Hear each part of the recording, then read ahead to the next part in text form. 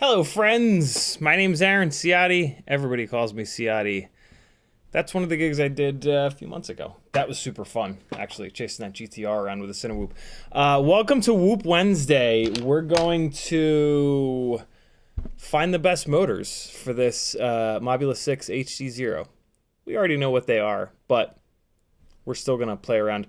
I would test more motors on this, but you have to direct solder them. So, yeah. Here's the spoiler.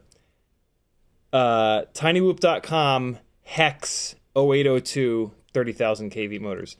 Those are going to be the best. The HDZero system is 4 extra grams, and so you need the most motor you can, but that's also lightweight, and that's the happy model. That's the tinywhoop.com hexes. They call them hex. It's the same thing as the happy model EX0802.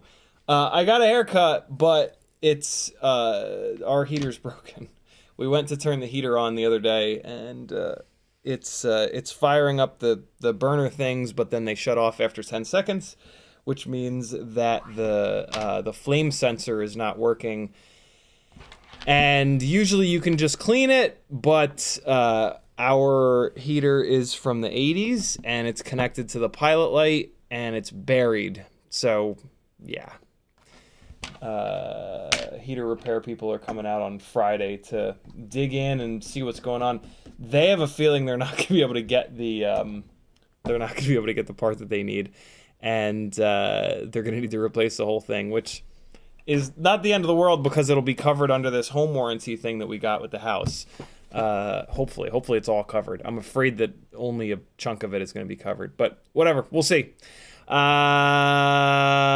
Thanks for stopping by, friends. This is a Q&A stream, so ask any questions that you've got in the live chat. Make sure that you type CiottiFPV in your live chat comment so that it lights up in orange like this. Everything that lights up in orange I read. The rest of the stuff I just assume you guys are talking amongst yourselves.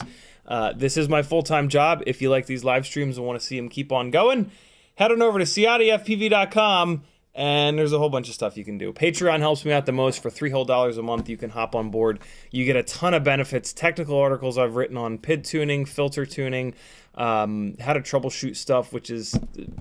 Troubleshooting stuff is some of the most valuable because it's tough, and you have to troubleshoot an awful lot of stuff to have any kind of a flowchart in your brain. There's also a couple of Facebook groups. There is a YouTube playlist with 90-some like unreleased, half-done edits, sketchy flying that I don't want to be public, Patreon-only live streams, all kinds of really good stuff over there. It's well worth 10 whole cents a day, I promise. And it allows me to keep doing this full-time. There's an Etsy store with a bunch of really fun stickers. One of them says Nut Grabber on it. Some of the other ones say Micro King, and this is no longer available. There's the Nut Grabber sticker. We've got a Clam Man sticker for when you need to remember to never give up. We've got Kill All Carbon sticker, a la Kill All Tires from Hoonigan. If you're a car fan, you need one of these. My old school logo in a sticker, in a magnet, and some 90s holographic nonsense going on. Here's the new school logo in holographic. Another different logo option for you. And some small stuff that'll fit really nicely on your goggles. So treat yourself. Head on over to Etsy, get some stuff. There's also a whole bunch of M2 hardware and just like random hardware that you might need over there. I've also got sticker packs for $10. You PayPal me direct. I've got the stamps on them already. You're gonna get a couple of like rare stickers. This is actually a window cling, Micro King window cling, so you don't get residue all over the windows of your car or wherever you want to stick this. And then both a right side up and an upside down. One of them's a magnet, the other one's a sticker. You pick which one's right side up and upside down. Yeah, $10 via PayPal. Throw your address in there. I'll send you a little sticker pack, and I'll use that money to live and keep doing this. There's a bunch of affiliate links over there on the website as well. When you're buying FPV stuff or buying anything on Amazon, think about your creator buddies and click a button so that we get free money. Literally, just click the button. Just click the affiliate link before you check out. You have to do it every time before you check out. But yeah, when you're buying stuff online, think of your affiliate friends. Maybe that website has an affiliate program. Doesn't cost you anything, and we get money, and we use that money to keep doing what we're doing to provide you guys with beautiful, fresh, hopefully fresh, free content here on the YouTube. In the chat, PJ says, "What's up, Collective and CiottiFPV?" He also says, "What gauge enamel copper wire should I use when my ELRS tower pops off?" Oh God, I have no clue, PJ. I use my old school 2.4 gigahertz FrSky replacement antennas. So if you have some of them, perfect, because it's pre-measured for you. Or I mean, if you just have an old FrSky 2.4 receiver floating around that you're not using anymore, maybe just cut the active element off of the end of it. The antenna is going to be black for a while. That's the shielding, and then it's going to be clearish silver for a little spell. That's what you want to cut off. You want to cut off the clearish silver part. That's the active element. The black part is shielded. It's not doing anything. After you've cut that end off, what you can technically do is shorten that antenna up, measure that section, just hold that section up to the black part, take your wire cutters, or an X-Acto knife even works, and cut around that black shrimp wrapping. And then you also need to cut the shielding. Once you pull that black silicone off, you'll see that it's all braided silver wire. You need to cut that silver wire off, and then that exposes, that's no longer shielded, so now you've got an active antenna again. So you can actually make like a couple of these little lengths, tuned lengths, or you can, you know, steal one off of your old receiver and then shorten that existing antenna so that your old receiver is still going to work. You're never going to use an FrSky receiver again, though. Dingleberry Shortcake says, Happy Wednesday, CiottiFPV and Collective. Aaron FPV is also here. Dusty Joe, Isaac Mitchell, Bulldog FPV, EBR FPV, Stream Elements tells me that the Stream Elements bot is running. That's new. Paul McDonald, Glenn Burnett, Northern Tier, 8-Bit FPV, Kevin Sumner, Zotech is here. Zotech is WeBLEED FPV.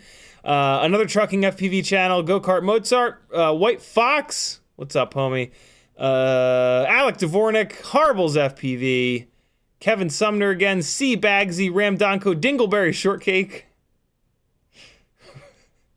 What's the story behind that name? There's that name strikes me as one with a good story behind it. Frank Nicholas is here, Ram Donko, CMYK FPV. Man, all the homies have come on over to Whoop Wednesday. Everybody wants to see what the right motors are for an HDZero Mobula 6. I do too. Big Tom FPV is here. I think I got everybody. If I missed you, sucks to be you. No, it doesn't. Who cares if the gangliest of ganglies says your name? I'll get you next time. If you want the gangly man to read your name, you got to come into chat. You got to say something. If you are watching this on replay, you can still be a part of the conversation. Leave a comment, and I will read your comment on the next live stream or the one after that.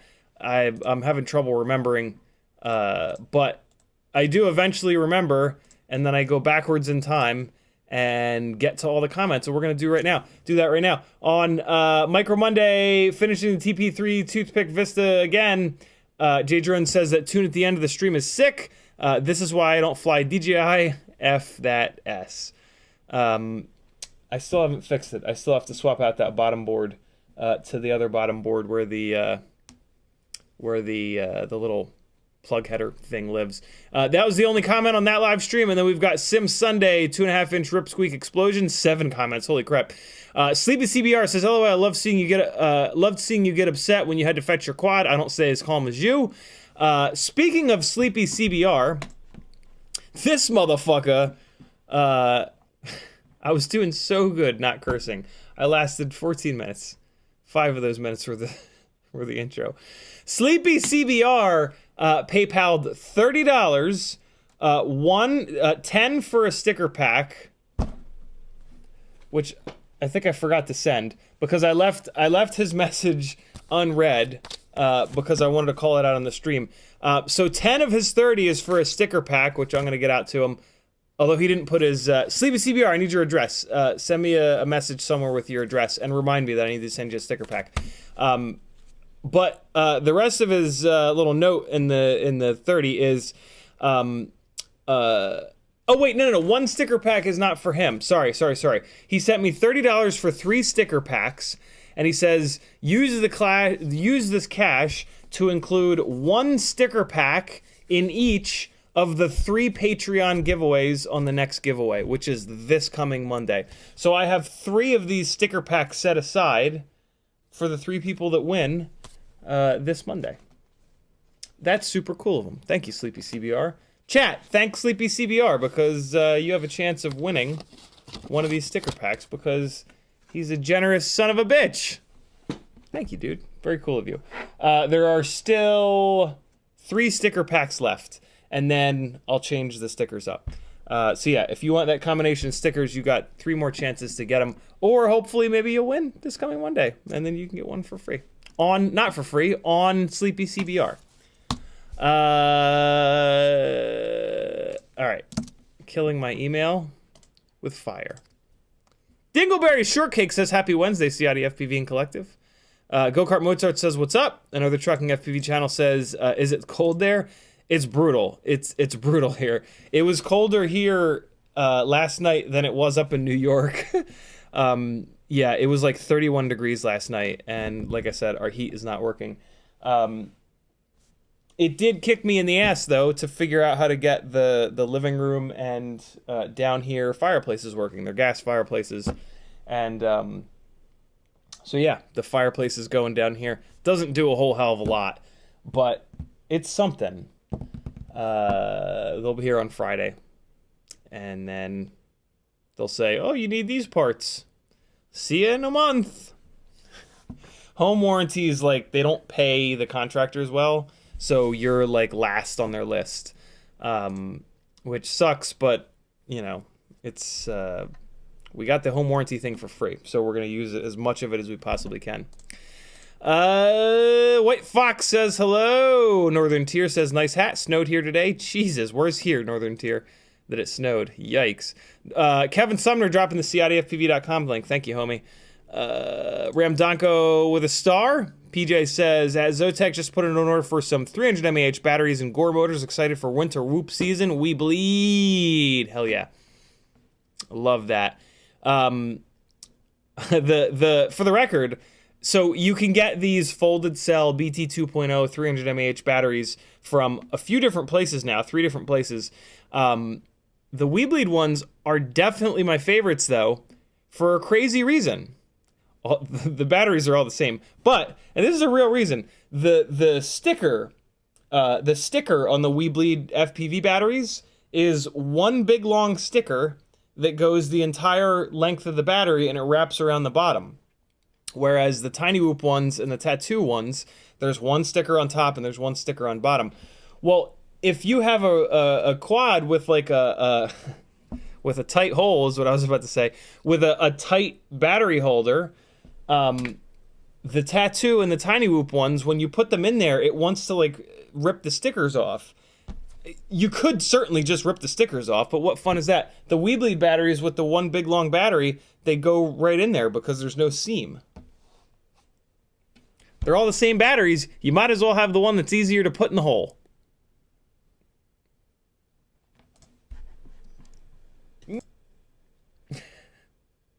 Is that working, by the way? It shows me like one little blip on the volume meter, and then it just goes away. It should be, oh, it just gave me another blip on the volume meter.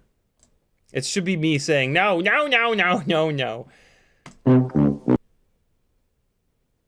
That one's not working right either, is it? Tell me in the chat. Are those working right? Type CiottiFPV. Let me know if that's working right. Dingleberry Shortcake says, for the Mob6 HDZero, have you thought about putting it on the Fractal 65 frame with Meteor65 Pro ducts and 34mm props? I have a Fractal 65 frame specifically for it. I didn't think about doing the Meteor 65 Pro ducts and 35mm props. I do have that frame. Before I put it in the Fractal frame, I'm going to put it in this frame with those 35mm propellers. So yeah, we're going to almost do that. And maybe in the end, I'll end up doing that. I don't have high hopes for the problem is they don't make those, they don't make these props in bi-blade. So, and the tri-blades tend to be a little bit too draggy. It's really looking like the bi-blades are the way to go on tiny whoops. They're significantly lighter than the tri-blades, and we've got all these motors now that are crazy high kV. The rotating assembly of the motor and the propeller benefits from a bi-blade because bi-blades are lighter, right? 50%, no, not 50%, 33%, whatever. They're one blade lighter, which is a lot. And we have the ducts. So typically why we don't run bi-blades on all the other, everything else, 3-inch, 5-inch, whatever, is that there's a durability problem. When you crash inverted on an angle, a bi-blade, if the propeller hits the ground first, it'll just rotate out of the way, and then the motor bell goes smacking into the ground and usually destroys the motor. Whereas with a tri-blade, no matter what, even if that one blade rotates out of the way, the other blade's going to come around, and those two blades are going to hit the ground first, and they're going to significantly reduce the amount of slam that gets put into the motor bell, and usually you won't break motors. if you ever like run, if you're used to running tri-blades freestyle and you start running bi-blades, you'll notice like real quick that you're replacing a lot more motors. Well, with tinywhoops, they're in ducts. The duct is going to take a good chunk of the hit. So I've not seen those same durability problems. And I used to run all these tinywhoops exclusively on tri-blades, so I would have noticed it. So yeah, with ducted rigs like these, we can benefit from the bi-blades. Plus, the other thing is bi-blades tend to be really noisy at full throttle, whereas with a tinywhoop, you're inside. Who gives a rat's ass, right? So yeah, the Meteor65 Pro frame is super interesting, but the fact that we don't have bi-blades for it, like, you know, in that brings us to a place where like we've got to run the tri-blades, and then we can't run 30,000 kV, so we've got to motor limit down, and then it becomes a conversation of like, well, what the hell motor do we have that has enough stator volume for this slightly bigger, slightly heavier tri-blade propeller? And I just keep finding that the bi-blades perform better. So that's the route that we're gonna go initially here, and then is the bi-blade route. And then down the road, we are definitely going to try this out because you never know. The EX0802s might have enough stator volume to really control these bigger tri-blades.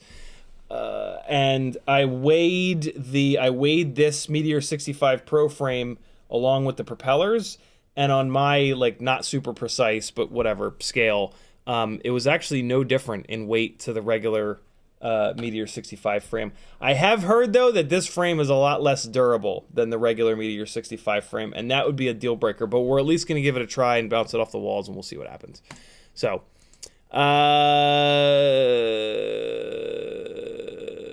Zotek says, awesome, thank you. Our site will be going down for a few days. We're transferring over to an entirely new system and service. Next level chit. Yeah, that's gonna be cool. I saw a preview of the new site. I think I saw a preview of the new site on Instagram in the super secret little group, and it looks really good. Dingleberry Shortcake says, no, didn't play. Price is wrong, played but cut short. Man, that's super annoying. I don't understand what. I don't know what OBS wants. Try it one more time.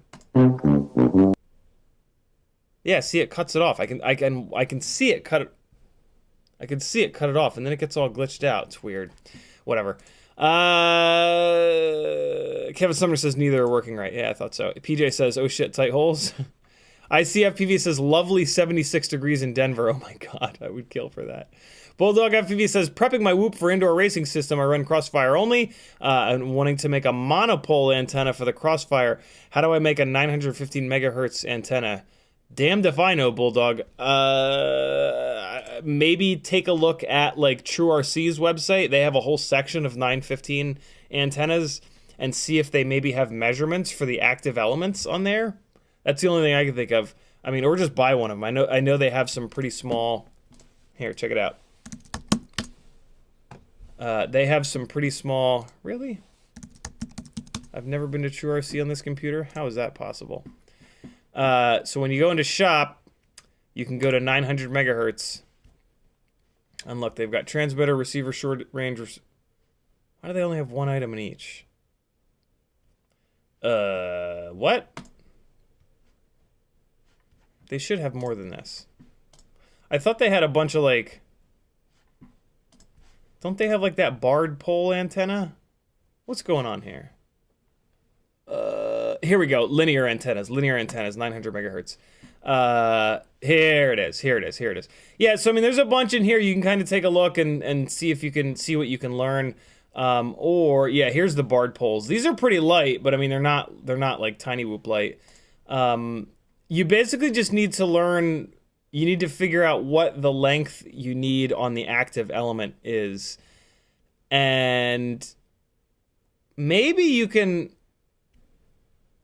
Yeah, I don't know. I'm sure there's somebody out there though running Crossfire on a tinywhoop that's got a setup. So maybe like dig around on rotor builds to see what other people are doing. Off the top of my head, the easy button is to grab one of those Immortal L antennas for the Crossfire, the big long ones with the active element and then the ground element. And you can probably just wrap that around the ducts of the tinywhoop, and that'll and it doesn't like weigh anything, right? Like it's just a piece of wire.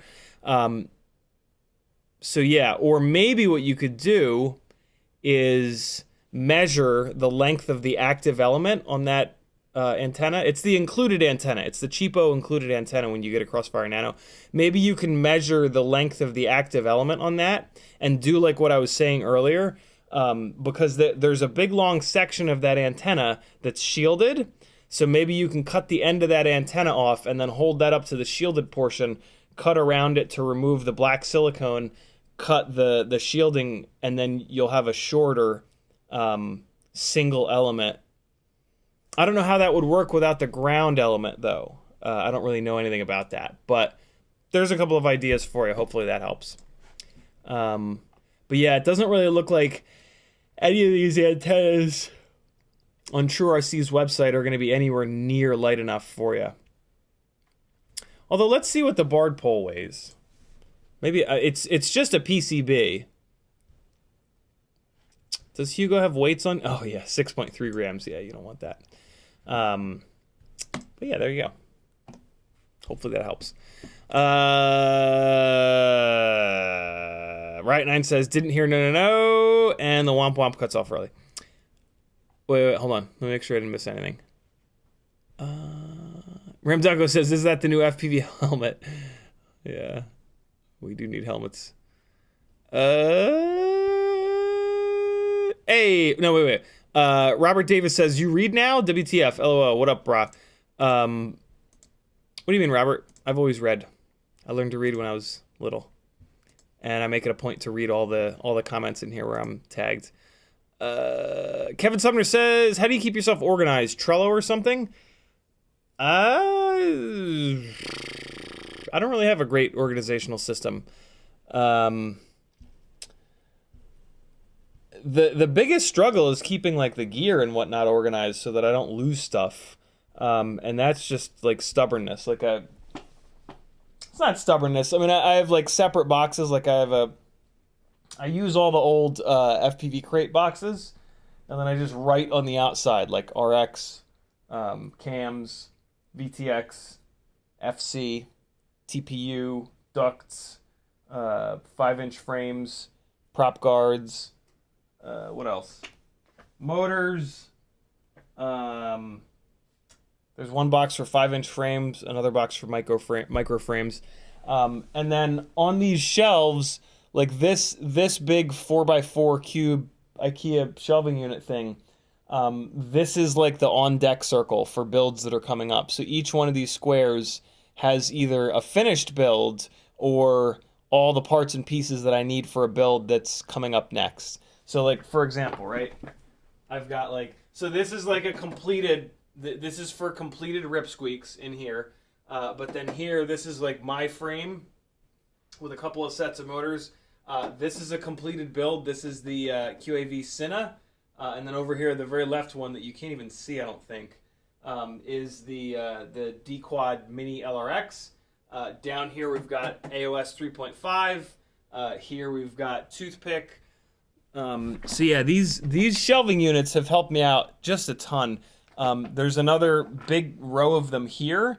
There's a 4x2 shelving unit here, and then there's a 2x2 over there. So I've got 6 more of these cubes on top here, and then 6 more down in the bottom.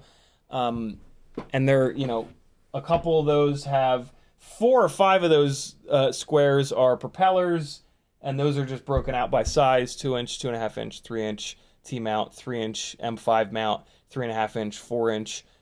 5-inch is broken all the hell up. Freestyle 5-inch, high-speed long-range 5-inch, racing 5-inch, and those are all in like big Ziploc bags, so just kind of keep them together. A couple of these cubes have all those boxes with all the parts and shit, and then there's a bunch of, so one of these cubes has like my DJI stuff, the goggles, the smart controller. Yeah. and then like working finished builds go up on the shelves. But I don't have a great like digital organizational system. I have a whiteboard over there that I used a lot at the apartment, which I need to get hung back up. I do have a Trello that I started to use at one point, and then I just stopped using it. For me, the trick behind like organizational systems is finding something that I will actually use. Like spending a bunch of time on an organizational system that like looks good on paper, but I'm not gonna use it every day. It's just a waste, right? It's a waste of all that initial time. So I'm pretty realistic with myself about like, yeah, like not wasting time trying to reinvent the wheel and set up a system that's either like too difficult to use or is not like in front of me. I find that like shit has to be in front of me. Like I have to walk past something to remember to use it. Which is why the whiteboard was nice. I had the whiteboard right next to the front door in the apartment. Down here, I'm probably going to put the whiteboard right next to the door to go upstairs. So I'll walk by it over and over again. But yeah, I have to have like for it to work for me, it has to be like right in my face over and over and over again. There has to be like absolutely no excuse to use it. That's just me though. You know, I'm not a super organized kind of guy, and I'm also able to like organize most shit just in my mind. I also use reminders on my phone, like not reminders, alarms. In clock on my phone, I have a whole bunch of different alarms for all different times of day. And also the alarms are for different days of the week. So like I have some alarms that are like Monday, Wednesday, Friday. I have other alarms that are like Sunday, Monday, Wednesday, Friday. Some alarms are Tuesdays, Thursdays, Saturdays. So yeah, just having stuff that like fucking like just comes at me that I can't ignore. That's what works for me. There's certainly no one size fits all though. You gotta be realistic with yourself, in my opinion, about like what you're actually going to use, and not like have this grand idea of like, oh, all right, I'm gonna be like, you can't just like I can't just one day be like, all right, from now on I'm gonna be organized like that. That just doesn't work. Like, you know, my brain works the way that it works. I might be able to nudge myself a little bit towards being like 5% more organized, but just like all of a sudden being like, okay, I'm going to set this big organizational paradigm up and I'm going to use it every day and it's going to change my life. What I've found with that is like it changes your life for a week and then you fall back into old habits and then it's not there. So for me, like it's a lot of little kind of tiny things to get like 1% better and then another 1% better, another 1% better. And then take a break and just chill. And then in a week or two later or whatever, get a little 1% better, 1% better, 1% better. That's just me though. I know people that like organize their entire lives and like I'm very jealous of that. But I've been down that road before and I just end up stop using it. So you know, like getting like people will go out and buy like one of those notebook things that has like every day broken out and they'll schedule out every day. And that's all great and grand, and like I've been there and I've tried that, and that book is God knows where, just sitting collecting dust, right? Like, but for some people that works really well. So you gotta listen to your heart. Guillermo says best battery for Mobula 6 for 3 minutes fly. And are you getting new stickers? I'm getting one. I don't have any new stickers per se, but good Lord, I have a lot of sticker designs. I probably have like 30 different sticker designs. So, and most of them are up on the Etsy store. Best battery for Mobula 6 for 3 minutes. I mean, the best battery for the Mobula 6, the runtime is kind of on you. It's how hard you fly. It's your powertrain. The best battery for the Mobula 6, hands down, is the WeBLEED FPV 300 mAh BT 2.0 or the Tattoo, or the tinywhoop. They're all the same battery. Those are just the best batteries. Runtime, you gotta work out. Those batteries are so much better than all the other batteries that there's no reason to get any other batteries than those. To get to 3 minutes, you gotta work on your flying and your powertrain, basically the motors and the propellers. That's how you dial in your runtime. These 300 mAh BT 2.0 batteries, these are the only folded cell batteries that we have access to with the BT 2.0 connector. So that's it. Those are the ones that you run, and then for runtime, you gotta dial that in with the rest of the powertrain. Bulldog FPV says, prepping my whoop for indoor racing system. Oh no, we got that. ICFP, no, we got that. All right, I think I got caught up on the top of chat here, the stuff that I missed. Let me scroll down a little bit. See, YouTube just did the thing. Now I gotta find my spot again. CMYKFPV says, yo, whoop, there it is. Ramdonko says, 40mm board with the Runcam Split 4. When I've got the pocket money. Also, T-Motor are doing an 0802, just thinking equals oh dear. Yeah, we've had so I had the T-Motor 0802s here on this channel, the prototypes, Christ, almost a year ago. They're okay. They're a 2-piece bell, so eventually that bell is going to the magnet ring is going to separate. For me, that's kind of a deal breaker. If you don't crash really hard, then it's a great motor. It's 0802, 25,000 kV. There's plenty of other options in 0802, 25,000 kV, but T-Motor makes a great motor. So yeah, if you don't crash super hard, the T-Motor 0802 25 is going to be great. Droidy Droid says, you may be able to trick the furnace into turning on through a combination of DIS reconnecting sensors to get you by until Friday.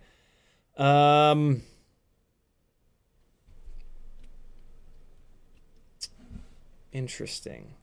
I did a bunch of research on furnaces the other day when I was trying to fix it, and apparently it's really easy to clean those flame sensors, and they get dirty and gummed up with soot all the time. It's just I talked to the HVAC guys that are coming about this, and they said with the old units, it's really common that they're buried in there, and like the burners are tuned, the air filter ratio on the burners is tuned. And like it doesn't really look like there's a great, plus I would have to turn out the pilot light and then like figure out how to it just, I don't know, it just seems kind of annoying. We have a bunch of space heaters and we're just all bundled up. I mean, it's not the end of the world. It's just fucking annoying. And I did look at like the way the sensors run. I mean, without that flame sensor, it's just going to turn it off after every 10 seconds. I'll do another little bit of research after the stream tonight on YouTube about like how to trick them to staying on. That's interesting. That's a cool idea. Denzel the Terrible says, "Hey friend, sorry I'm late. So good to see CiottiFPV ripping us Canucks and the hat and True RC. Yeah, this hat is actually from Canada. My parents went up to Canada and they got me this hat, and I love it because it's got balls on it. How could you not love a hat with balls on it? And it's got 3 of them. It's also just like the warmest fucking hat ever. I think it's kind of an expensive hat. It's from this deluxe company and it says handmade on it. And it's got this, I don't know, lambskin or some shit inside. What's it made of? What are you made of? It's not lambskin. 100% wool with 100% polyester lining. Exclusive of trim. Garniture, non-compromise.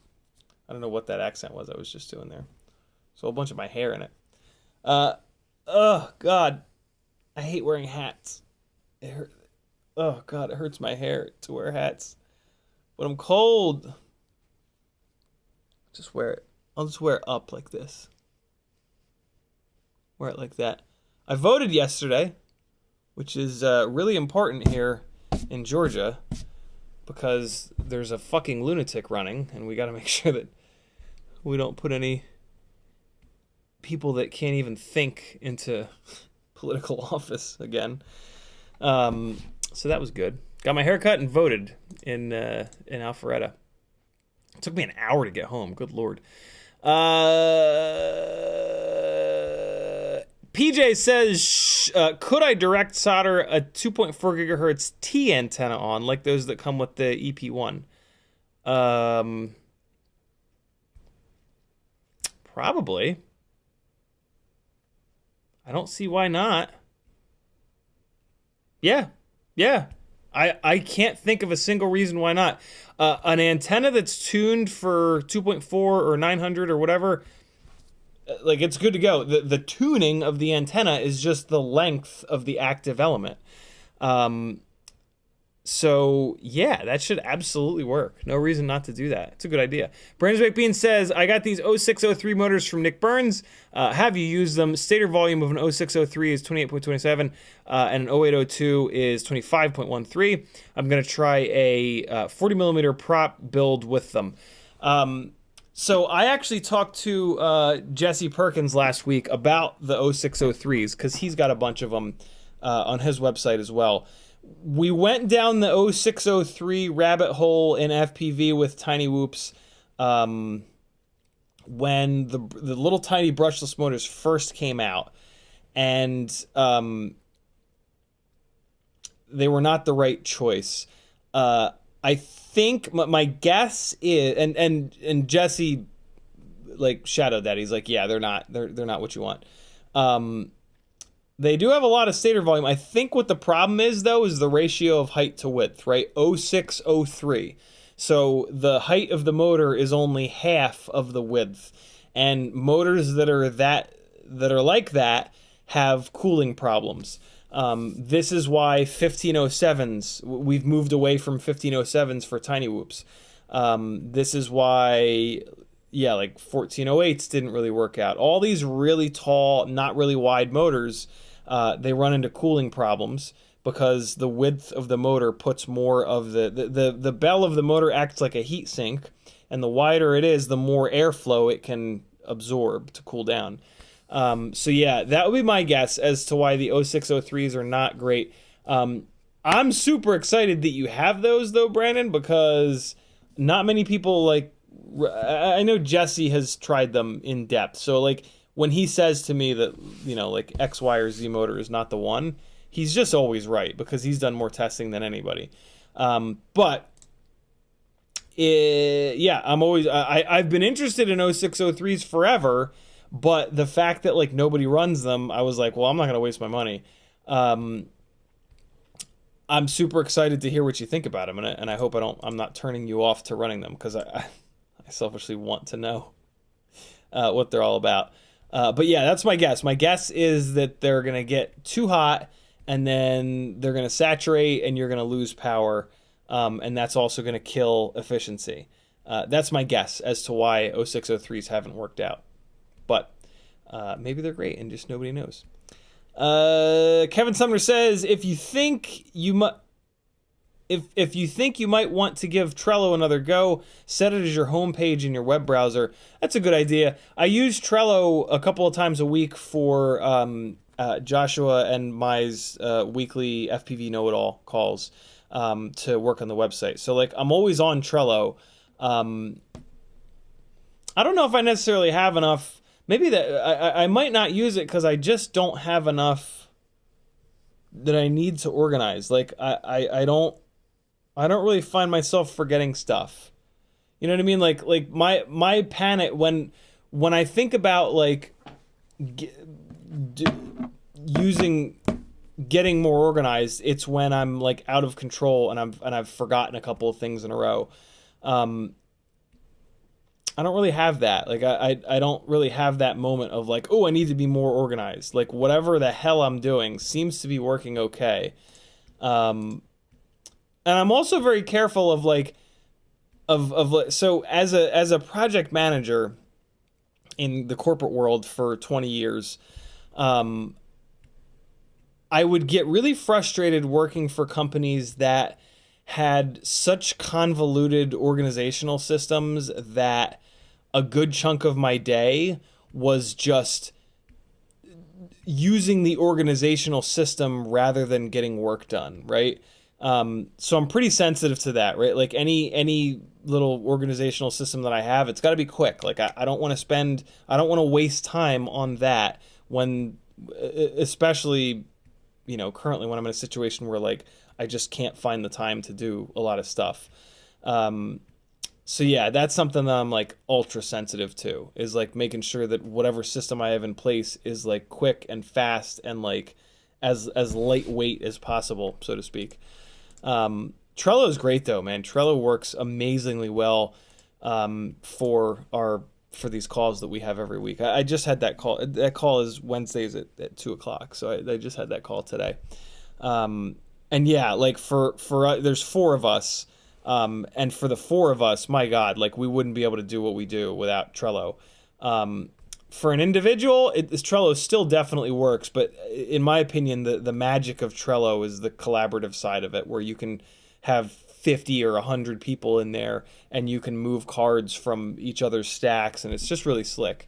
And you could do that for yourself too, right? You have like a stack for FPV, you have a stack for like working out, you have a stack for food, you have right, and you can move stuff around. But currently, for me, I would be spending time getting organized, and that would take away from the time to actually get those things done. Whereas I'm prioritizing getting those things done, which works because I don't have so many things to do that I'm not organized. Kevin Sumner says, no, we got that. Brandon's Baked Beans says, I have a couple Fractal engineering frames to assemble here. Have you done them before? I haven't. I bought the one, and it's just been in the box. At some point, though, I will be building a Fractal frame on the stream. What the hell is all over this mat? What is this? Looks like dandruff all over the mat, but I don't think that's really what it is. What are these little white spots all over the place? Okay, they wipe off. Maybe it is dandruff. God only knows.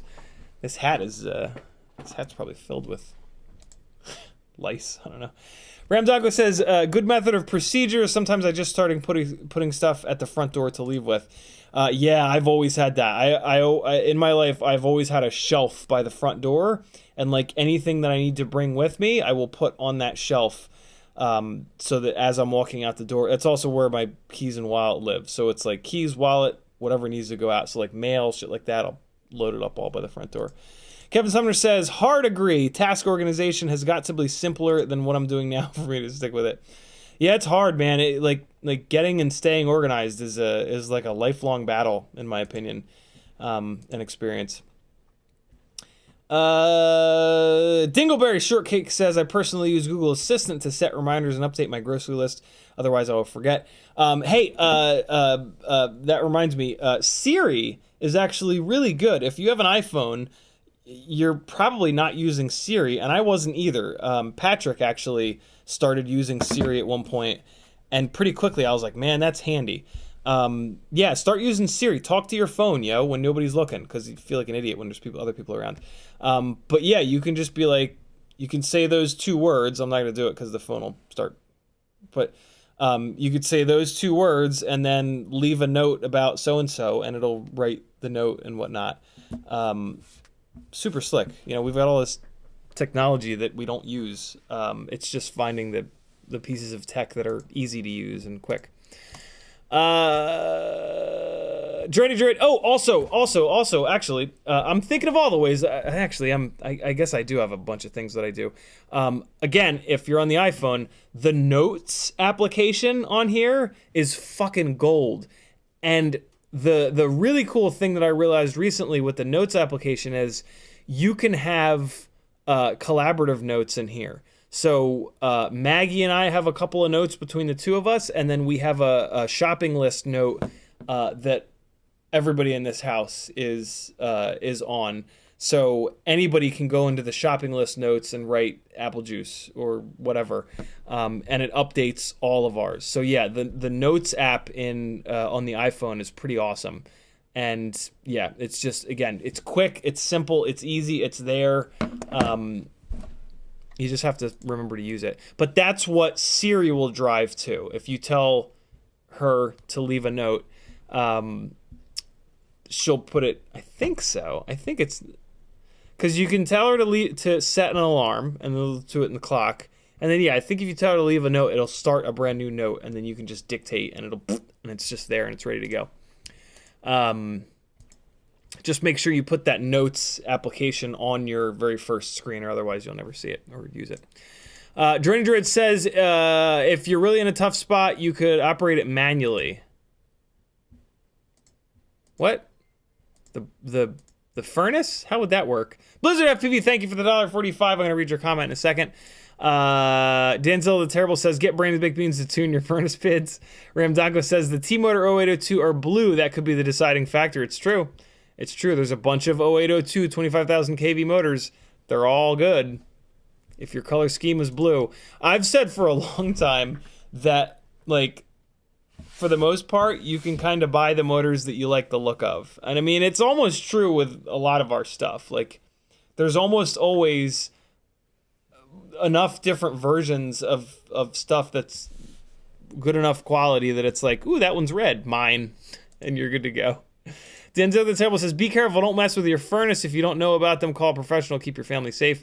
Yeah, that's kind of where I'm at now, and that's what the HVAC company that's coming out Friday said.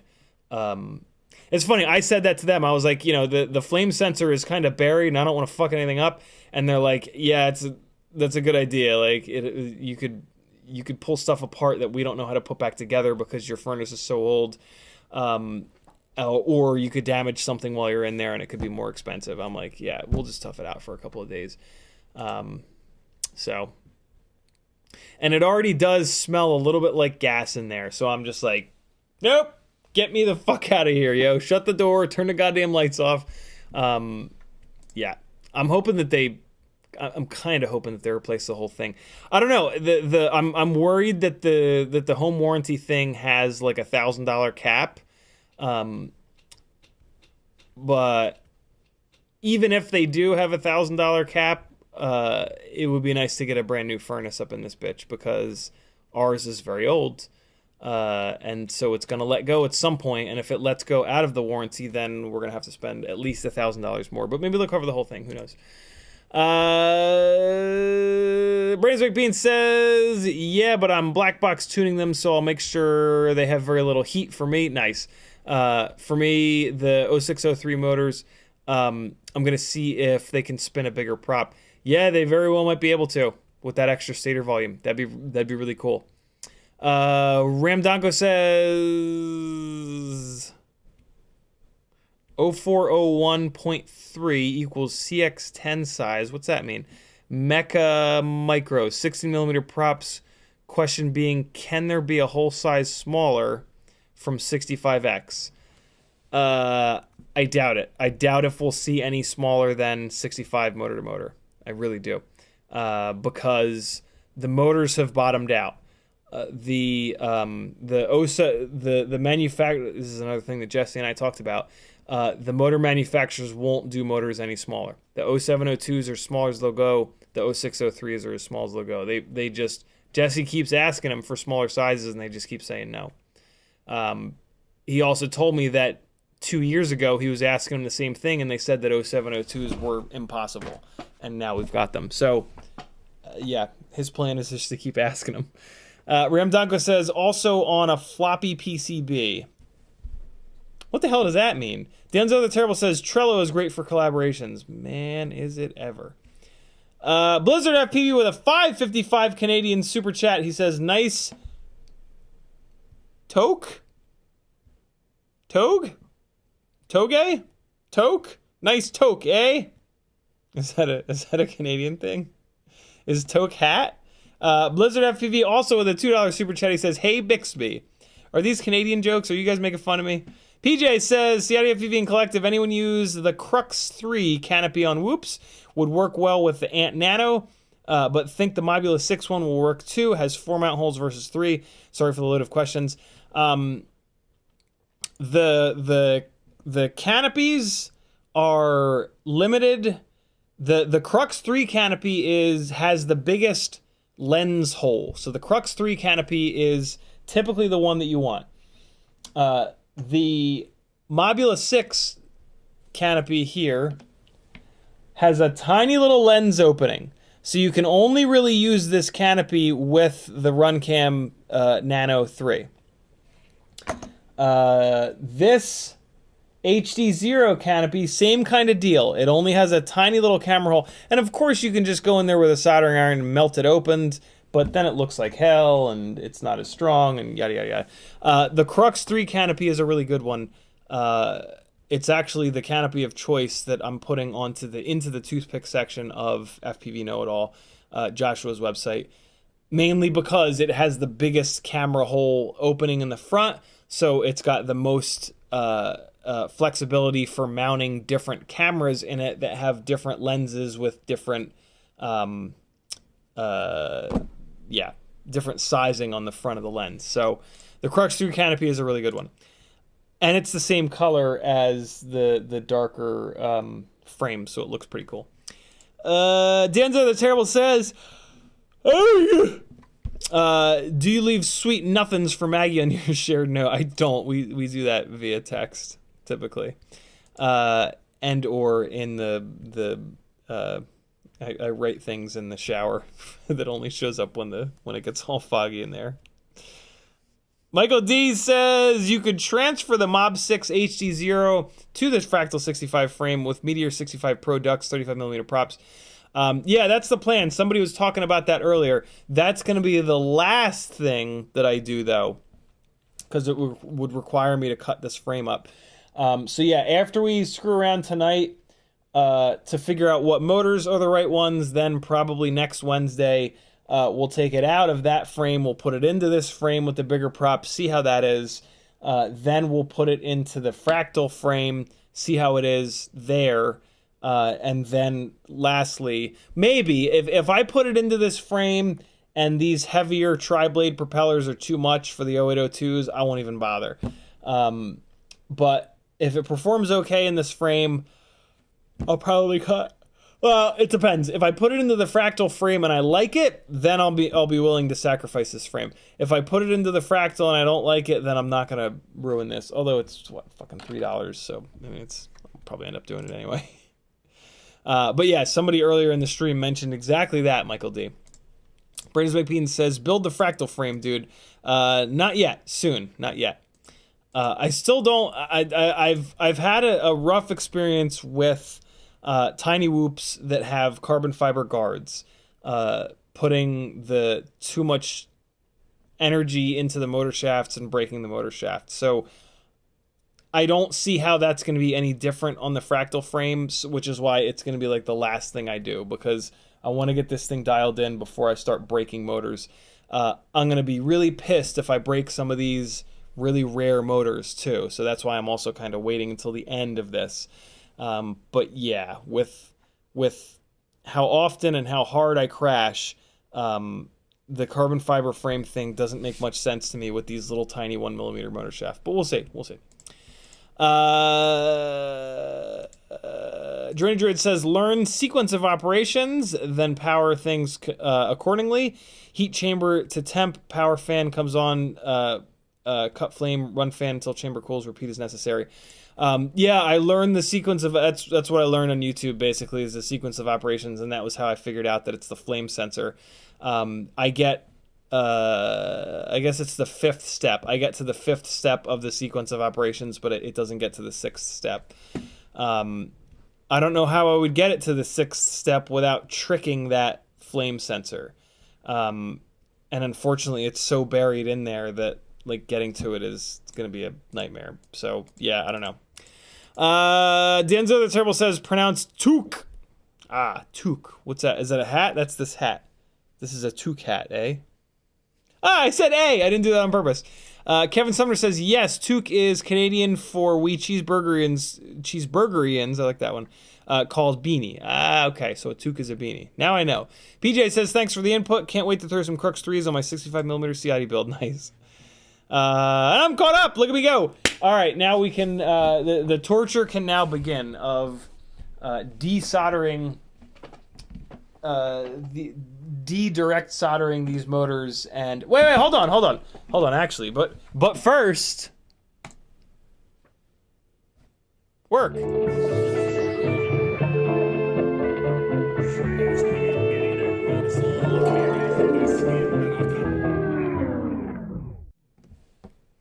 My dad sent me something from Amazon, and I've been curious about these things forever. I saw a commercial with these ages ago.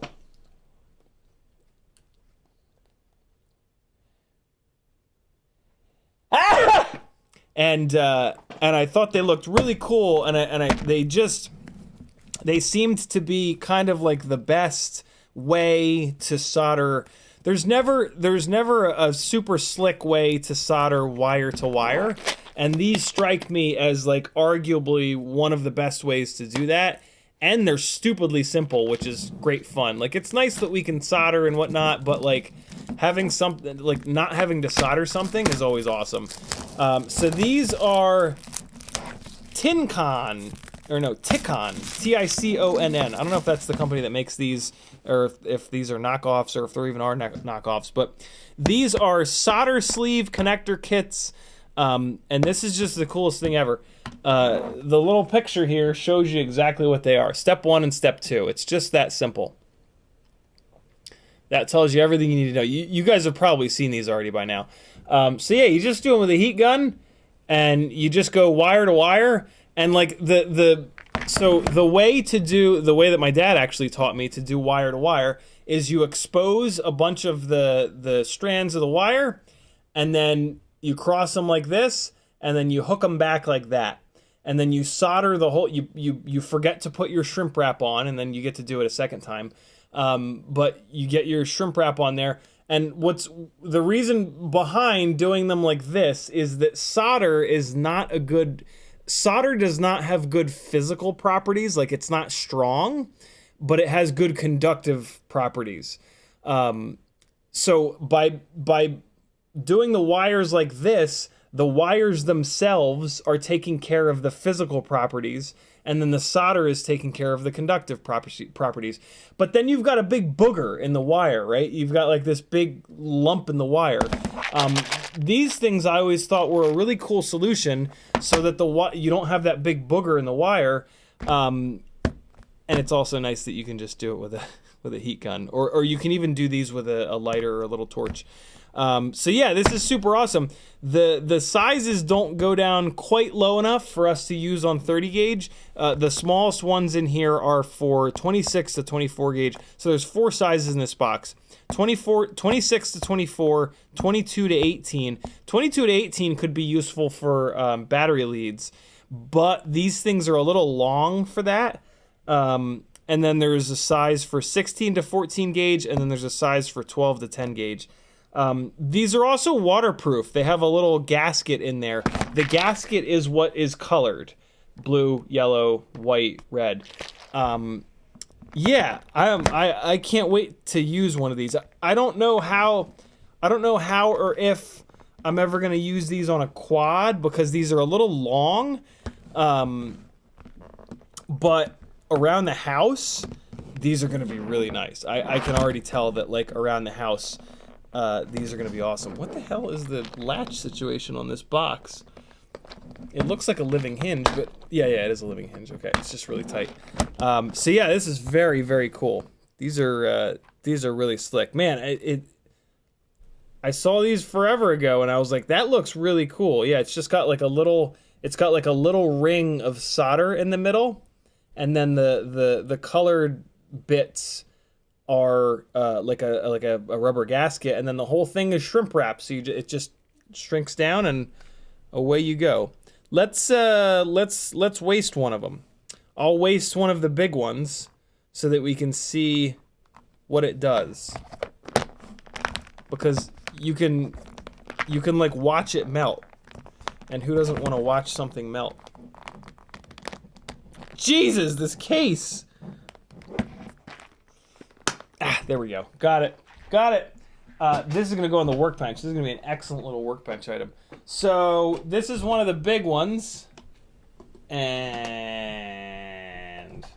I'm never going to use this much wire on anything. So this is 14 gauge. Are the big ones for 14 gauge? Nah, the big ones are for 12 to 10 gauge. I want the size number 3 for 14 gauge. So let's get the right size. I want this to actually work.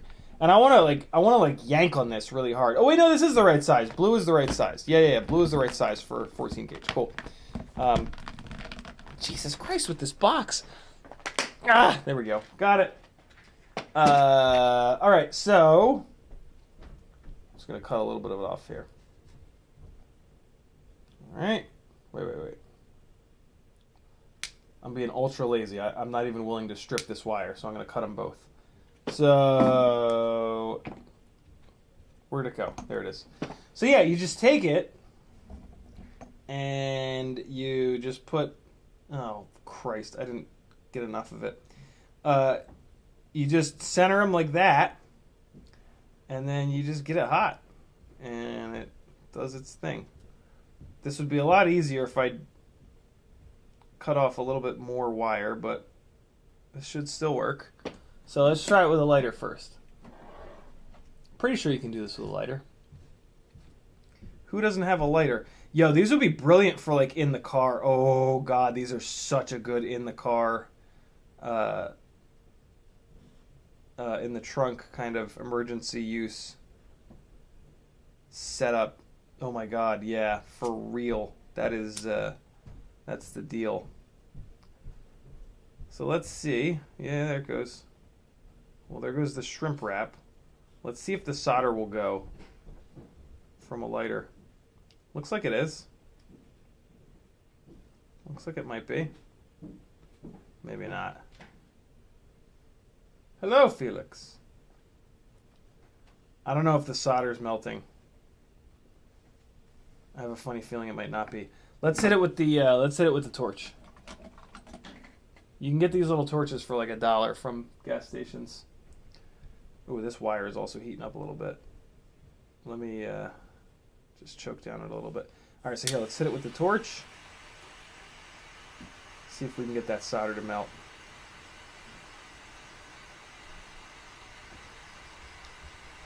Ooh, I think it's going. Yeah, there it goes. There it goes. Solder's melting. I think I might have just had it on fire. And if we hit it down here, we can shrink this shrink wrap up. And the blue thing, yeah, the blue thing just made a really nice little seal there.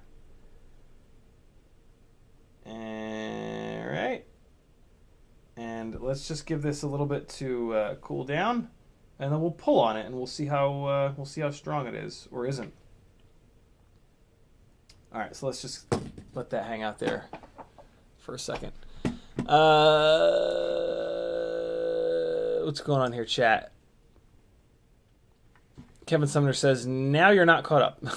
Denzel the Tailor says, open it up and try some scrap wire. I want to see. Remdago says, CiottiFPV's Super Whoop build comes with a pamphlet. Reads, don't be a dick equals look forward to the glass screw build. Yeah, I don't think my tinywhoop.com order got those nylon screws in it, unfortunately. I'll have to do another order to get some of those. Paul McDonald says, those things work pretty well. Sometimes if I needed him to be shorter, I would trim up to the gasket. Yeah, I that would make a lot of sense. You could trim right up to the colored part, right up to the, in this case, blue. Ooh, that looks pretty cool. I think I did. I think I was able to get that solder to melt on there. Let me melt the other blue part down. The little seal there.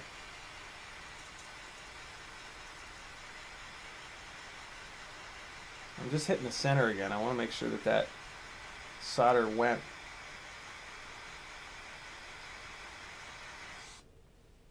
All right, let's see. Give it another minute to chill. Actually, if I scooch this... Oh, yeah, that solder is totally molten. Okay, cool. Yeah, so we're good. I don't know if it went with a lighter. It might have. I should have just kept going with the lighter rather than grabbing the torch. But those little torches are super cheap, so throw one in your car. Could come in handy. Give that a second to chill out, and we'll see what's what. All right. I didn't use tweezers because I wanted to rotate it. And the sooner that you burn the feeling out of your fingers, the sooner you can pick up hot things. So it's fine. It's fine. How's that doing? Still hot? No, there it is. Jesus. That hardened up good. It is still a little too hot to be yanking on now. So, these are the motors that are going to be going on here. These are the tinywhoop.com Hex, they call them. They're EX0802, 30,000 kV. I threw them on this tinywhoop first, though, because I want to see how they are compared to the 0702s. These, weight-wise, are only like fractions of a gram heavier than the 0702s. The problem with these, though, these EX0802s, or Hex 0802s, is they're fragile. So I would not leave these on a tinywhoop like this, where the motors are the first thing to hit the ground. Luckily, with this HDZero whoop, the battery tray is a little bit farther down, and so the battery hits the ground first before the motors. So I'm hoping that they will be, they won't explode on this frame. That's going to be a problem with that Fractal frame. But also, this is not a rig with the 4 gram weight penalty that's going to get really flown super, super, super hard. So yeah, hopefully all those things together will mean that I don't just annihilate these Hex 0802s. So yeah, we're going to fly this, and we're going to back-to-back it with one of these guys on the 0702 30,000s. This is the rig that's on the WeBLEED 28,500s. I'm going to put this aside for the moment, and I'm actually going to put it up against this rig that's on the tinywhoop 30,000. So we've got 30,000 0802s against 30,000 0702s. Those WeBLEED motors make every bit as much power, in my opinion, as these 30,000s, but just for the sake of being as accurate as possible. So let's do that really quick. Let's test these two guys against each other. I accidentally left the video receiver plugged in, so that's been banging away for days. Not great, but not the end of the world. Hopefully it's not the end of the world. Hopefully it still works. I'm just going to do one battery and one battery. Hey, we can also check out the difference between a singularity antenna on the 0702 rig and just a janky little like bit of wire antenna that's on the 0802 rig. So that'll be a cool little comparison. Transmitter coming on. Goggles are up. And we're going to run two as identical as possible batteries, which are going to be two of the tinywhoop 300 mAh BT 2.0s, just because those are a little bit fresher. My WeBLEED batteries are, they've taken quite a bit of abuse. So first up, we're going to do the 0702 rig, which I'm the most used to, and then we'll swap over to the 0802 rig. The 0802 rig is actually the exact same weight because of the lighter antenna. The 0702 rig that I'm about to fly is on a singularity antenna with the full plastic. What the hell's happening? Why does that keep shitting the bed over there? It's got the full plastic donkey cover on it, which is a little bit heavier. What is going on with the feed on the stream? It looks awful. Hold on, let me go upstairs and then I'm going to take the goggles off and look at the feed on the stream. Oh, come on now. Really? How you going to do me like that, stairwell? Alright, I'm at the top of the stick. What the hell? Come on, man. Are you kidding me? These USB VRXs, I don't know about these, man. This one's like brand new and it's diversity. It's I mean, I did leave it on. Like, I wonder, is it overheated? It's warm to the touch, which is probably not a great thing, but I'm I'm trying to put it up. I don't know. I'm putting it up on top of the thing. Maybe it didn't like being right next to the blinds or something. Hold on.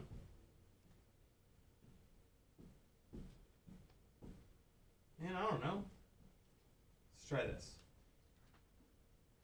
Maybe that's a little better. Of course, it's not going to stay. God damn it. Come on. Why is that spinning like that? Is this not tightening? I'm trying to just put it anywhere different, but it keeps falling. Can you just stay here? There it is. Is that any better? Oh, wow, that's way better. That's strange. I don't know why that's better, but whatever. I'm going for it. Let's get that core temperature down if we can. Let's just chill for a second. Oh, wow, it got all the way up to 178. Christ. I gotta adjust my goggles. Hold up. Hold up. Put it down up here with the prop spinning and see how bad the feed is on the stream. Wow, it's not bad at all on the stream. It is. It really likes being in the position that I have it in. Now I know. Oh God, I can't believe I hit that. So this is the 0702 rig. You guys have seen this a good amount. I just want to kind of like get adjusted to it, and that way we can kind of back to back everything. I do not have any of the gates set up. Oh, come on, goggles. Are you kidding me with this? I charged this battery. I swear to God, it was like Monday. So we're just going to fly around in the open area. I mean, what we're... Fat Shark, I'm going to fucking burn your houses down. 30 seconds. And, like, it's not... The battery's not going dead. Like, everything is fine. Oh, my God. Wow, that bounced all the way into the kitchen. It'll stop beeping at some point. I'm so sorry, guys. I know it's super annoying. I want to light the whole world on fire right now. Here's the fire upstairs. Look at that. Look at that little gas fire. The element on the bottom there, you can kind of see it. It's only outputting from like the left side. Not much heat is coming out. Can you please stop? Stop beeping. God damn it, stop beeping. Why? There it goes. There it is. Great. Yep. Just... Why were you beeping? I don't know. Just to piss everyone off. That's why. Oh, God, no! All right, so yeah, this is the 0702s. 9, 8, 7, 6. Oh, no! Oh, God, what's happening here? What's happening here? There it is. What? What? What? All is well. 2. And... Timer 1. No! Come on now. Don't make me take the walk. Thank you. Oh, no. Why am I getting all these runaways? Oh, is the battery all the way dead? Yeah, it is. Hold on. Poor battery. You look dead. You look Telemetry dead. lost. Okay. Telemetry recovered. Fire! Telemetry lost. I should probably put this right back on the charger because I probably murdered that battery. I couldn't see the bottom of the screen. This backup set of goggles is not as good fit-wise on my face for some reason. All right, so here comes the EX0802 rig. This is kind of an unfair comparison. Oh God. This is kind of an unfair comparison because, and here we go with the stickers peeling off of these batteries. Come on, I like the tinywhoop stickers on there, but when you go to put them in the frame, it tries to rip the stickers off. Ouch. All right, so here's the EX0802 rig. This is a tough comparison. Like, this rig has a lot more stator volume. It's almost certainly going to be more powerful. But the question is, like, do we need that extra power? Like, is that extra power going to help us? Oh, really? All right, it's fine. It's fine. Oh, this is really blown out. What happened to the video? The video just went absolutely to hell. So this is the linear antenna too. This is just like a crappy little linear antenna. Yeah, way more power. Like, noticeably more power. Which is kind of cool. Don't get me wrong. But these motors being fragile, yeah, you know, I was just hoping you'd start beeping again, Fat Sharks. I was just sitting here like, man, you know what I miss? Is the Fat Sharks beeping for no reason whatsoever. Yikes.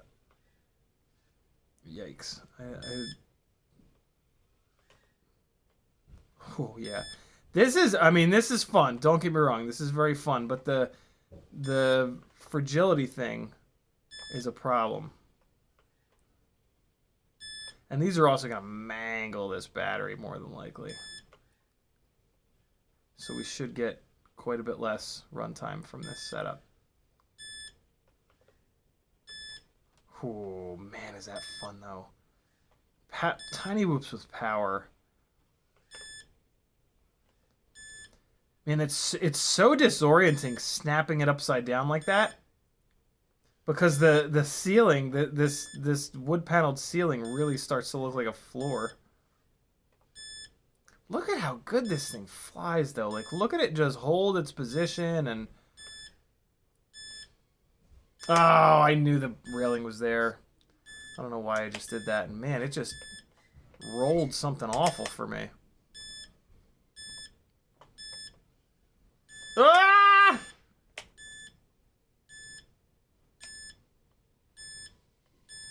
Oh, no! I was going to follow them.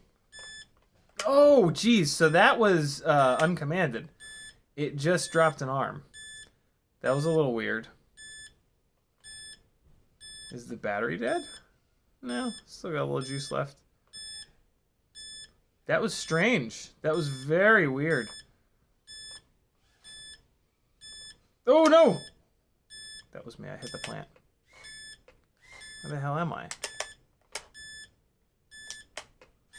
Come on. There we go. No, no, no. Not run away. See if we can get this one down the stairs. Ah! Oh, boy. Oh, boy. Okay, easy. This camera is much brighter than the other camera, which is weird. No, no, no, no, no, no, no, no, no. Don't do that. Here we go. Let's try this. Let's try this power loop. This is my little power loop station. Oh my god! I can't believe I just did that on the first shot. What the fuck? Oh my god! I did it again! What the fuck? Oh, I'm never gonna do it again. Because I'll never do it twice like that. Oh, there it is. It's just completely dead. 315. I don't know. There's the post-flight stats. Fat Shark, come on, man. What? Oh, god damn it. Why? Why? Of all the things to not be able to do right in your goggles, the fucking voltage alarm sensor, I'm gonna light you on fire and eat you. Oh, I forgot to. I didn't cover the rest of the comments from that last stream. Ugh, I can't get this battery unplugged. Sometimes these BT 2.0 connectors are a little tight. A little tight. And like they loosen up, but it takes a minute. This battery is just absolutely getting annihilated. Its face is getting annihilated right now because I can't get this goddamn thing unplugged. Please! Please unplug! Please! I had to get a screwdriver out. Good lord. Alright. I'm going to put this battery back on the charger as well because I just pounded the living ass out of it. So I really dig the extra power of these, but they're fragile. And I mean, they didn't break tonight, but they would start spitting magnets. Like everything I've heard from everybody says that like these EX0802s they're just fragile, and that's not a good fit. The 0702s are almost as good power wise. They're a little bit lighter, and they don't have the reliability issues. Yeah, you know, I can already see these bells are already starting to move around on the motor shafts. And like these motors probably have, I don't know, 5 batteries total on them. I flew maybe 10 because I had these on the Mobula 7 ELRS rig, and I flew them a little bit on there, and they were great on there. But yeah, oh wow, there was a ton of up tilt on this camera too. So these are coming off, and these are going to go on the Mobula 6 ELRS rig. But this little guy is done, and we're going to pull on it to see how strong it is. Apparently, these little connectors are absurdly strong. So let's see. Let's really, really, really jam on them. Hold on. Let me get another pair of needle nose pliers that has a lot of grip to it, so that I can really stress test the hell out of this. Hang on.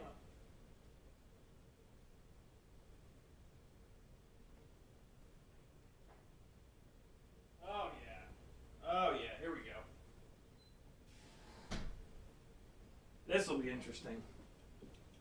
Alright, so both of these should have enough grip to like annihilate the wire before anything else happens. So let's grab it really good right there. That's just the wire. And then we're going to grab it right here. Okay, everything went everywhere. So it ripped the insulation off the wire.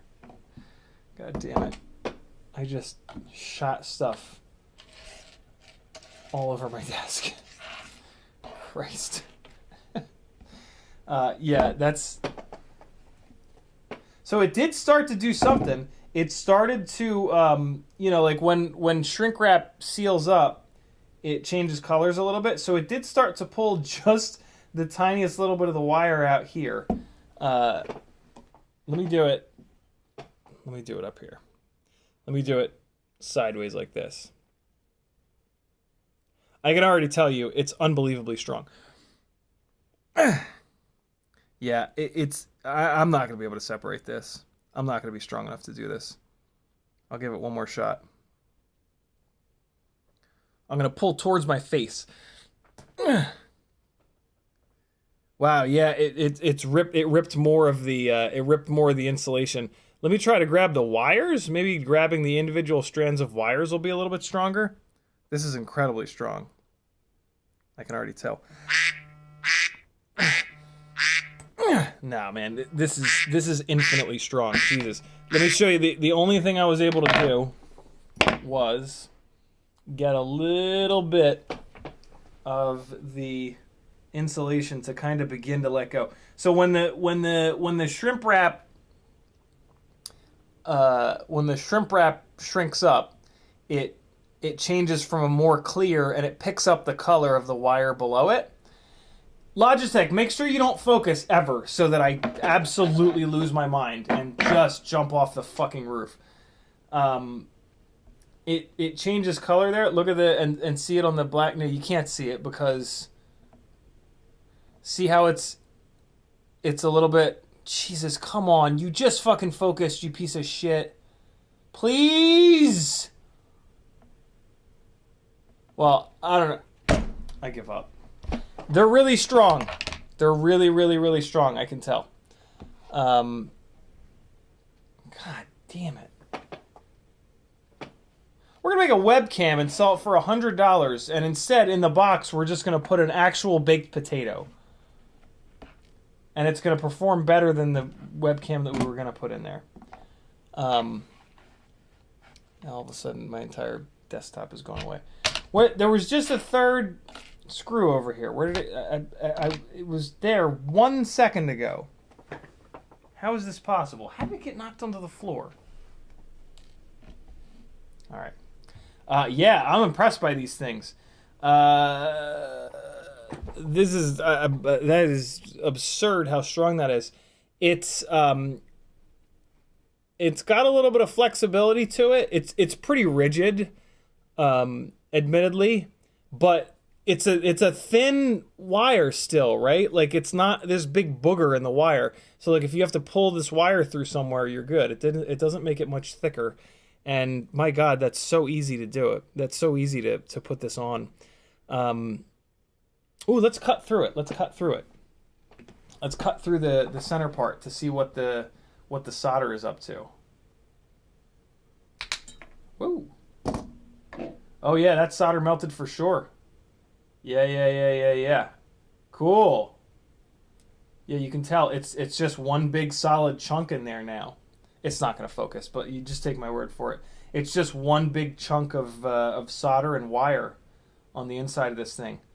So yeah, that shitty little $3 torch was easily enough to melt that solder and really just weld these wires together.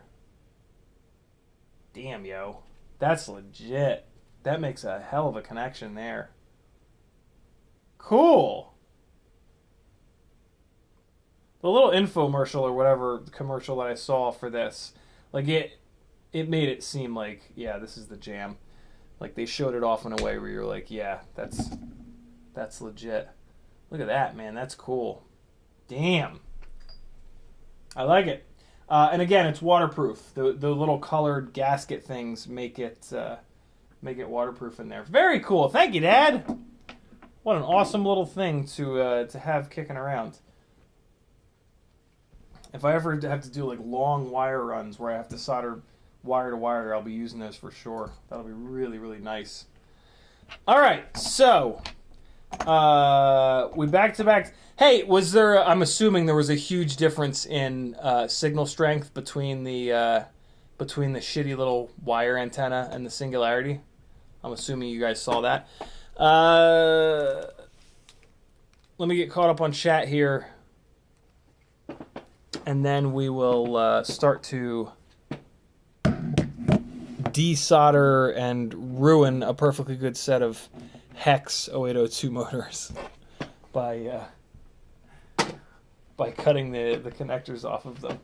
But first, we might as well desolder the wires from this Happy Model Mobula 6 HDZero rig. I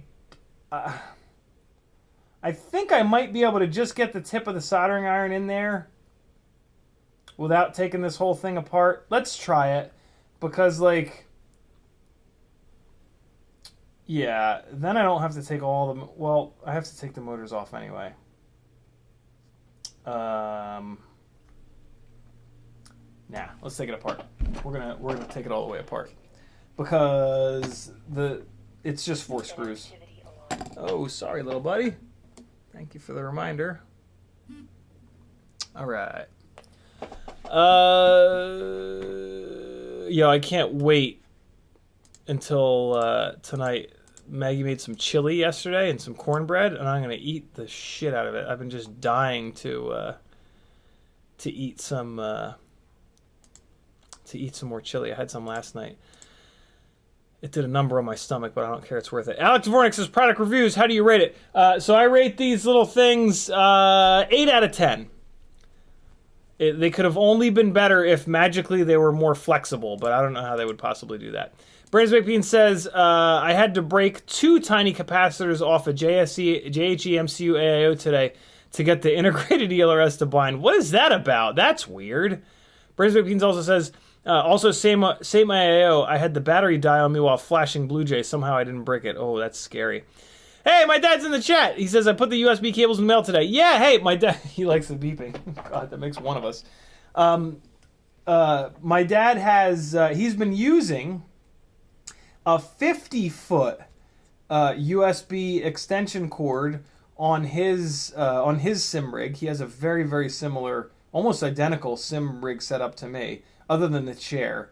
And it's been working fine, and that has to pass a bunch of data back and forth between the PS4 and the steering wheel pedals and shifter. And he bought 2 of them from Monoprice, so he's sending me one, which is awesome. So our VRX problems might be solved. Although, man, it performed a whole hell of a lot better in the location that it's at right now.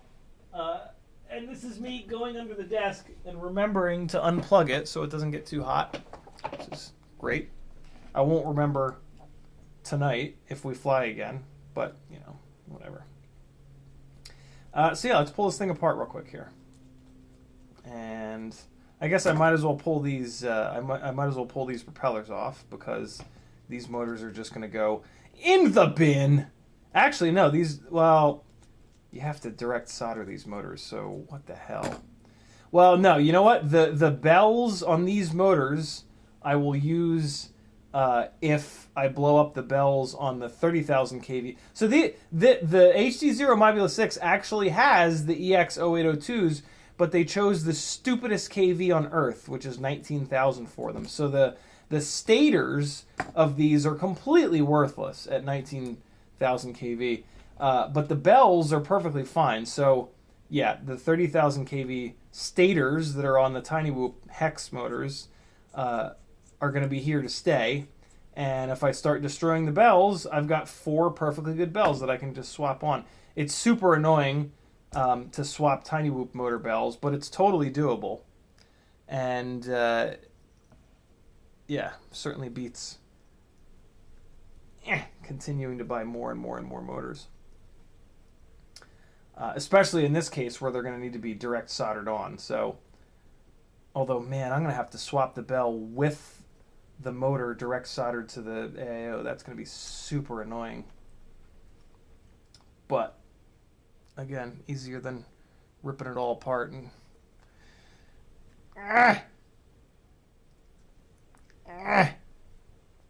oh god.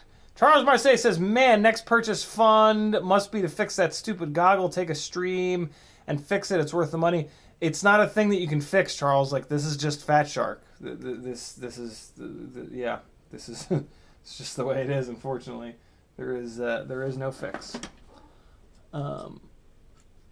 The fix is to only ever use absolutely 100% fully charged batteries on your Fat Shark goggles,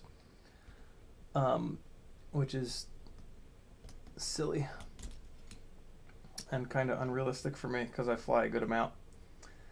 All right, so this is the WeHot chip lifter, the best tool that I've ever found for removing tinywhoop propellers. There's a link to this in the description, an affiliate link to this in the description, in the little tools section all the way at the bottom. Yeah, it's really, I mean, you just saw it. It's amazing. What else is going on in chat? Ramdago says, I have lithium ion 3S for my goggles and hardly need to charge it. 12C, 2500 mAh. Pleased with it. That's pretty cool. I never thought to. Are those lithium ion batteries any lighter? I run the smaller batteries because they're kind of nice and lightweight. I hate having a big heavy battery on the side of my goggles. I also hate having a battery wire going from my pocket up to my head. So yeah, I just kind of deal with it.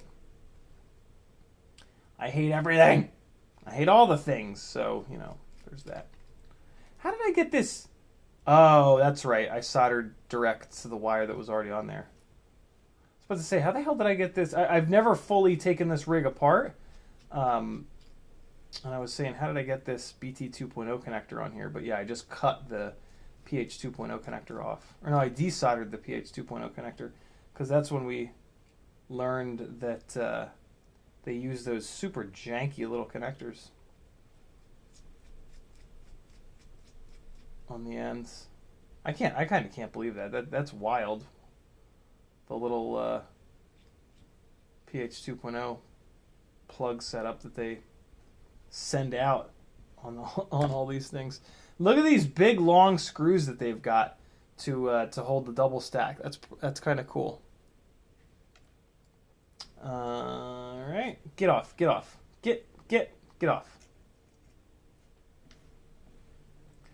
Okay, get up there. Okay, get up there in the magnet area. Get out of my way. Get out of here. Get out of here. There we go. I'm digging this mat. I like this silicone mat. Up here is all magnetic, which is really cool. It's working out pretty good. Pretty cheap on Amazon too. I think it was like $13 or something. The only thing I don't like about this mat is it's hard to wipe off because it's this like grippy silicone material. So like when you go to wipe it off, you just stuff doesn't really go anywhere. But if you use a rag to wipe it off, it's perfect. Tommy Noose says, "How's life?" It's good, my man. Gene Loco says 3D flying would be dope in there. That's interesting. I wonder if tinywhoops would even make enough thrust spinning these props backwards to stay in the air in 3D mode. The 5-inch rigs have the specific 3D propellers.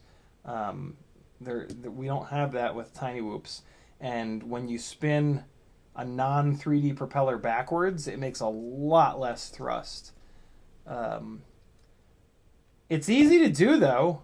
There's a bunch of videos here on YouTube how to turn on 3D mode. You can absolutely do it. It's just you set a switch to it and you just set it up in OpenTX and Betaflight and away you go. Then you got to figure out how to wrap your head around it though. The coolest setup I've ever seen for the 3D mode is you put it on your momentary switch. So you just lower when you want to kick it in, you lower your throttle to 0, you pull up on the momentary switch, and then you just raise the throttle. And that way you don't sacrifice any throttle sensitivity. But man, what a mind fuck that's got to be to fly 3D. All right, let's get this out of this frame. I think this AIO is called the Super B AIO. Don't quote me on that, but Jesse was actually telling me this AIO in here, this is an OG AIO that Happy Model used to put in the US 75, I think it is, and they didn't sell it. It didn't sell very well. So when they came out with this rig, it was the AIO that they decided to use. I don't know why. Maybe because it's thinner or something like that. There's a reason. There's a reason that they chose this AIO for this HDZero rig. But it works great. It seems to be totally fine. I think it's because it doesn't have a VTX. Yeah, it's because it doesn't have a VTX on board. But yeah, they had a rig way back when that used an external VTX. And yeah, this is the AIO from that old rig. We're thinking we're not 100% sure about that, but it's if it walks like a duck and talks like a duck, it's probably a kangaroo. Okay, so we're gonna take these rubber grommets off real quick here, and I'm gonna try to find a spot that I can put this AIO to solder to it without it moving around, and I think that's going to be this little tub of silly putty from Mass Adhesive, thermally resistive putty. I'm using this stuff more and more and more and more, which is really cool. It just works well, man. It doesn't get all gooey like when it gets hot. It doesn't get all gooey and ooey and crappy like the blue stuff does that you can get at the store. Soldering iron coming on, flux syringe coming out. Let's flux up a couple of these battery pads here, and then we will remove these motors And then I'm going to have to remove the connectors from those other motors. And away we will go. Oh, that's interesting. These EX0802s here have the PCBs on them. That's interesting. The PCBs on these little motors, that was actually a tinywhoop thing. That was an idea that tinywhoop brought to Happy Model, and it was supposed to be exclusive to the tinywhoop motors. So this is interesting. I don't really think that Happy Model is supposed to be using this PCB setup on their own motors. That's weird. But I digress. I'm not going to get in the middle of that.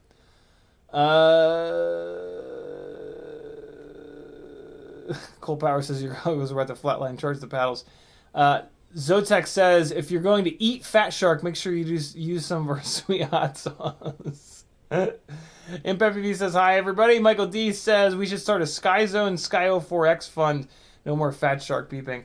I would never, as annoying as the fat shark beeping is, I will never run another goggle. Everything other than the beeping about fat sharks is just like amazing.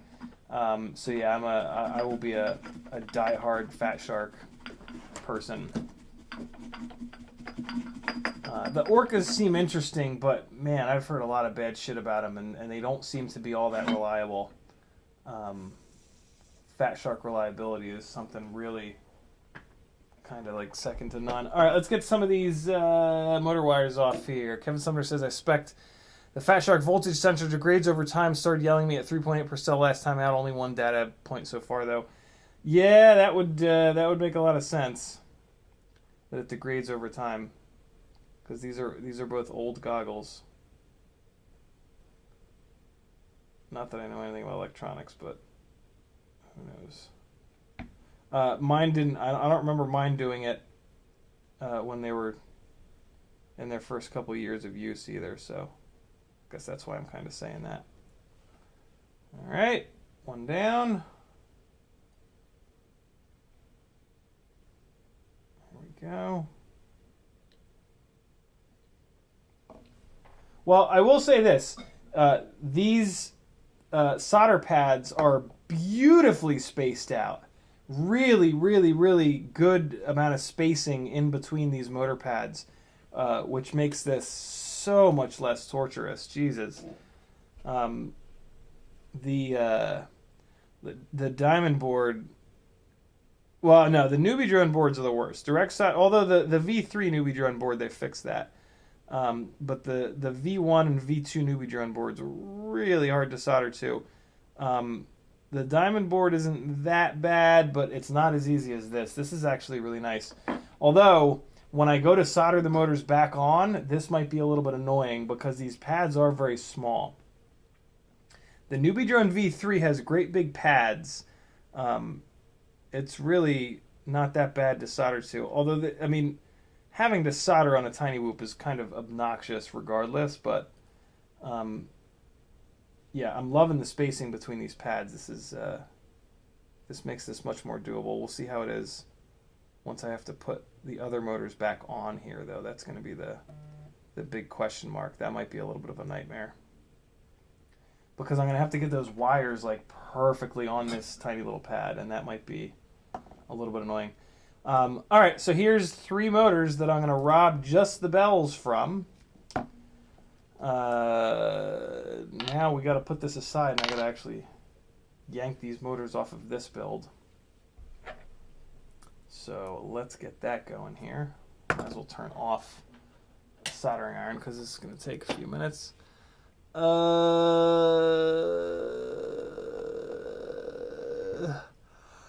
Michael D. FPV says, have you upgraded the rubber ducky antenna on the USB diversity receiver? Michael D., I feel like you've asked me that same question every single stream. Yes, I have. If you haven't asked me that question every single stream, someone has.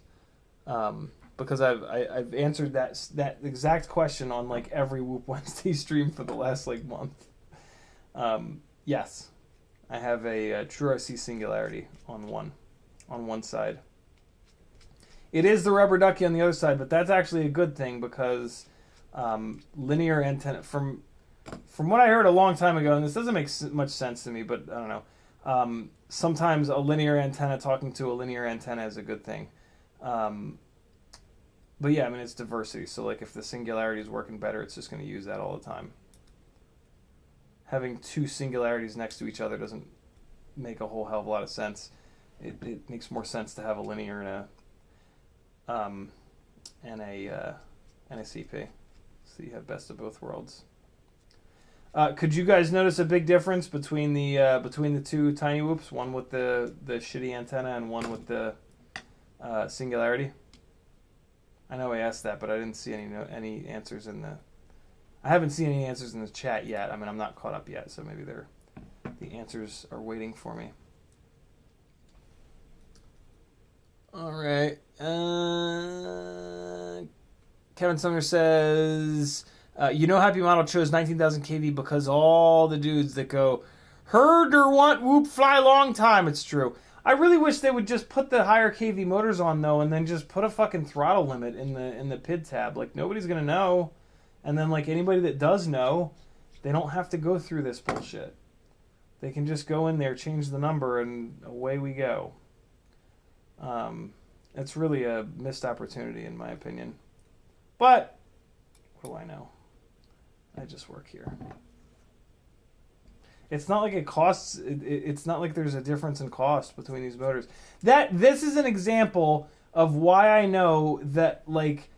So there's examples like this all over the place. These companies don't have people like working for them that fly. Like it's such a simple thing, it's like such a simple thing that would like add so much value to this quad, right? Like if all the Happy Model rigs came with 30,000 kV motors, it'd be like, yo, what's the best tiny whoop? Mobula 6 ELRS. Next question. And it wouldn't be like, well, you got to get the Mobula 6 ELRS and you got to switch the frame. I guess you would have to still switch the frame. And then you got to go BT 2.0. I guess you would still have to do that. But like, you wouldn't have to get a whole separate set of motors. And it would just like obliterate every single other rig out there too, right? Like it would just, so like these review videos, it would just be like, yeah, this is the one. You can turn the power up. Done. You got really good at tiny whooping? Turn the power up. Don't waste time switching your motors out. That's silly. I don't know. Just one of those things, I guess. And I think I'm just going to straight cut the connectors off these motors. I don't think the alternative is that I have a set of these short leads that I already cut the connectors off of for that diamond AIO. So technically I could desolder these leads off of these ones and save these leads with the pH 1.0 or whatever, 1.25, whatever the hell these standardized connectors are. But that would take more time. And I just kind of want to get this done. So, and plus, I don't know, maybe at some point, the more motors I have floating around here with the leads cut off, the more willing I'm going to be to try another diamond board. And yeah, Brandon seemed to have learned some really interesting things about how you need to tune those diamond boards from the one that I sent to him. So I am curious. It would be nice to save a half a gram on these crazy lightweight tiny whoops. So who knows? Maybe I'll go down that nightmare road again. Ramdongo says lithium-ion 3S is pocket size, not head size. Got it. Charles Marseille says add a voltage regulator to the goggle battery. Don't forget to charge it though. Well then it would just go dead. If there was a voltage reg on the goggle battery, then like your goggles would just shut off when the battery got too low. So I mean, it would fix the beeping problem, but then you would just be flying, and then the goggles would just turn off, and you'd be doomed. Joseph Dahari says, "Well, dip me in shit and roll me around breadcrumbs." How's everything doing, CiottiFPV and friends? It's been a while, Joseph. Hopefully you've been doing well, my man. PJ says ELRS board or X12 ELRS. The X12 will not work on any frames other than the Mobula 7 ELRS frame, PJ. So you literally can't use that AIO for 65 mil. Michael D says, my apologies. I think I've asked about the antenna before. It's all good. It's all good. The last stream that you or whoever it was asked, I felt like I was losing my mind because I'm like, didn't I just answer this? Alec Dvornik says, what motors do I want in my 65mm ELRS? The WeBLEED Gores, the WeBLEED Gore 0702 28,500 kV. Those are the best motors that are currently in stock, and arguably the best motors. Full stop. All right, little Mobula 7 is the 6 rather is off to paint. It's not off to paint. I don't know what motors I'm going to put on that. That rig that I just pulled apart with the purple frame, that might be like a little bit of a test bed rig. Or I'll just throw my extra set of 0702 30,000s on there and call it a day. And I'll have 3 rockin' freestyle tiny whoops.